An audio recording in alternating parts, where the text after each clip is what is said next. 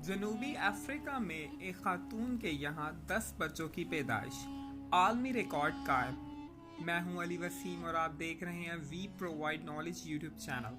तो चलो स्टार्ट करते हैं हमारी आज की इस इंटरेस्टिंग वीडियो को। केप टाउन जनूबी अफ्रीका में एक खातून ने बैक वक्त 10 बच्चे पैदा करके माली की खातून का रिकॉर्ड तोड़ दिया और Guinness book of world record में अपना नाम दर्ज करवा लिया।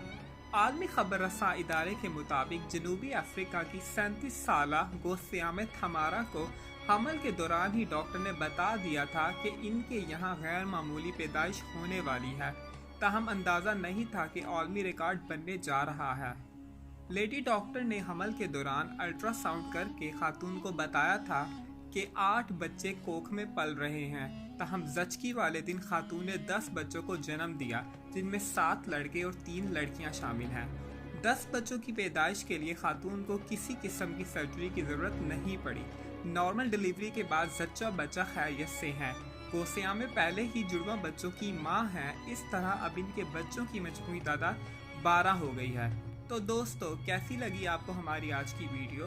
अगर वीडियो पसंद आई हो तो वीडियो को लाइक करके हमारी हौसला अफजाई करें और हमारे चैनल को ज़रूर सब्सक्राइब करना ऐसे ही इंटरेस्टिंग वीडियो देखने के लिए।